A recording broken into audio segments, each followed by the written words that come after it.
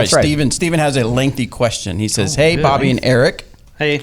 I recently played pickleball for the first time and had an absolute blast.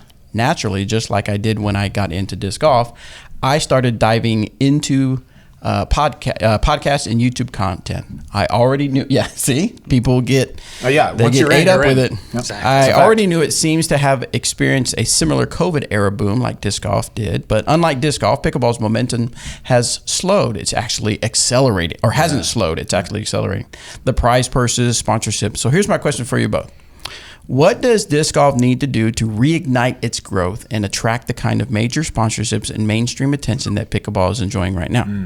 From your perspective, what are the next big steps for disc golf, whether it's improved media coverage, more accessible courses, or better player promotion to take things to the next level? Would love to hear your thoughts. Thanks for all you do for the disc golf community. It'll be interesting since he brought up pickleball, since you're like heavily into pickleball and you're in the know and your best friend is Ben Johns, I'm sure. So Yeah, we call each other often. yeah, I'm sure you do. I'm sure you have it on speed dial. We don't. So what are your thoughts, Eric? What do you think? A global pandemic? I mean, that's what really got us. Is there another? I mean, No, yeah. no, we don't want that. Yeah, We don't want that. Logistics, really. Think about a pickleball event, how much easier it is to film. I mean, you need, 3 cameras? Max. Yeah. I mean, with disc golf, you need to do it right like golf does. I mean, golf has hundreds of cameras on property. I mean, they have booms. They have it's insane. The whole production is just insane. And not to say that the DGPT's production or Disc Golf Network's production isn't impressive, but awesome. It is nothing like what a true professional golf event is and all of those things. So for me, I don't know what the answer is for bringing in corporate sponsorship and all that. We've had some of that. With what Johnsonville did some sponsoring of the Nationals or the finale, whatever it was called. There's been a handful, but I think you see them come in and then kind of go away. How do you get them to stay? Right. That's the key. Maybe finding the perfect outdoor company that wants to help disc golfers that disc golfers can relate to also, right? Yeah. I mean, it's not an easy answer, right? I mean, we're so much bigger now than we were 10 years ago when I was touring. Yeah. Like, it's come night and day. Like, the events are crazy. So we have grown. Pickleball has taken off quite, more excessively than we have, for sure. Right. Yeah, there's several things working in pickleball's favor that aren't working in disc golf's favor. One of those is they had an established demographic of people who are willing. Sorry. The microphone. You said you had mic. Dude, I do, but it's in a weird place. Okay, I'm just going to hold it. Okay. They have an established demographic of people who already like to spend money. So the people who were playing pickleball before are, in their 50s, 60s, 70s. A lot of them are retirees. And so they're more prone to spend money with a sponsor than a lot of the typical disc golf demographic who just go out to the park, once a week. So I think that's one big thing. 2, you're exactly right. If you want to film a pickleball event, you can do so with 3 cameras and wire them in because it's close to you're close to electricity and internet. So it's easy to do that.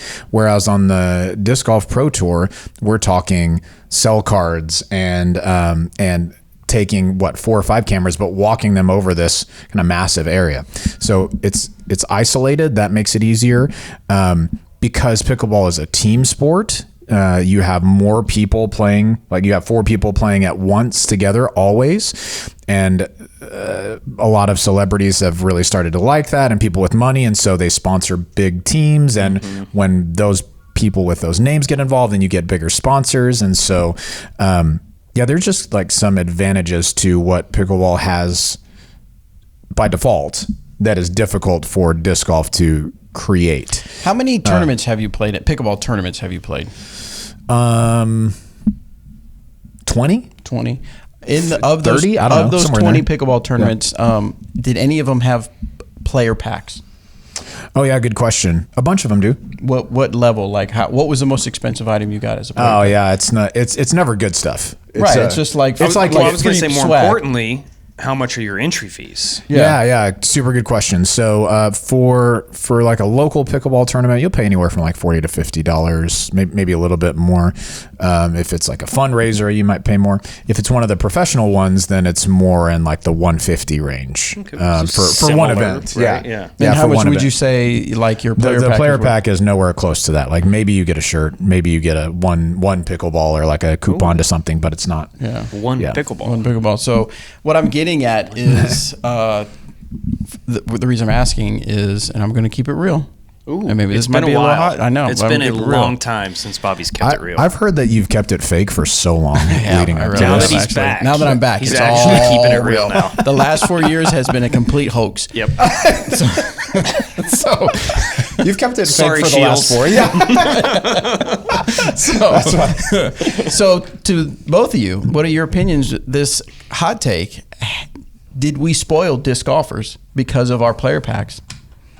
Did we set a precedent? Tournament directors, and I'm not blaming anyone in particular Right. at all because they've all done it, right? Yeah. But have we because we tried to incentivize people to sign up, did we spoil them? Did we set a unhealthy, unsustainable precedent when it comes to player pack?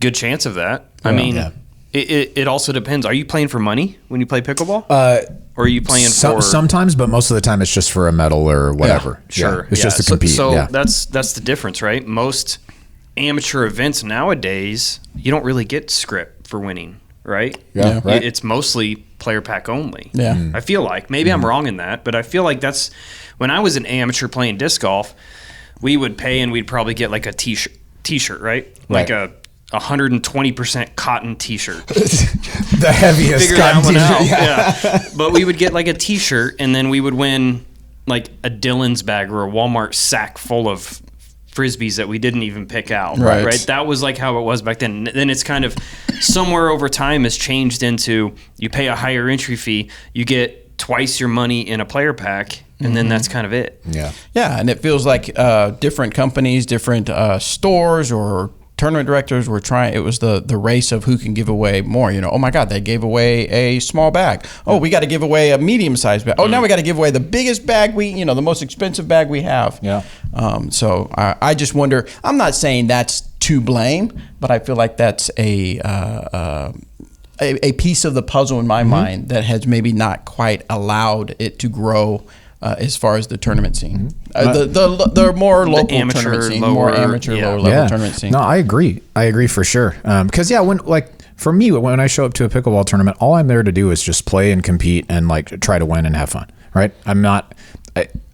If I ever get anything worthwhile in a player pack, it's bonus. It's not at all expected. Yeah. But when I started playing disc golf tournaments, this would have been like 2009, 2010, somewhere in there. You got a players pack that was like worth as much as your entry fee. How can that be sustainable long term for tournament like event coordinators? Yeah. So now we've talked about a few things that we see that are challenges or problems or issues, whatever you want to call it. What do we think at this point going forward? Today, literally, the state of disc golf, pandemic's over. All the things are happening in the disc golf industry of, companies leaning out. Well, what do you think we can do moving forward? I'll tell you one, and this is just from what I've seen with pickleball. Like the more people that you get who have influence and money who can come in and show, hey, this is awesome. Look how difficult this is, and these guys are doing it at an unbelievable. By the way, players now are ridiculous how good they are. Yeah, it's Tell insane. me about it. Yeah, it's truly insane to watch these guys and girls. They're unbelievable. It's obnoxious. I just laugh a lot of times when I see them throw because that seems impossible. But if you wanted to grow and get those type of sponsorships, you have to start shaking the right hands and making the right connections. And it's difficult to do that, number one. And two, disc golf has always, not always, but generally had kind of like a grassroots feel. And this is, we're not corporate, we're not this. And so like, I think those two things are fighting against each other a little bit. Yeah. Yep. Yeah, I'd agree with that. Not sure that there's a right or wrong way to do it, but if you're trying to get that type of sponsorship, you're not going to do it by kind of like insulating against that. Money. Yeah, 100%. Money. Yep. Money. Bobby, you've got money now. I do? I don't know. No, I don't. No, I don't.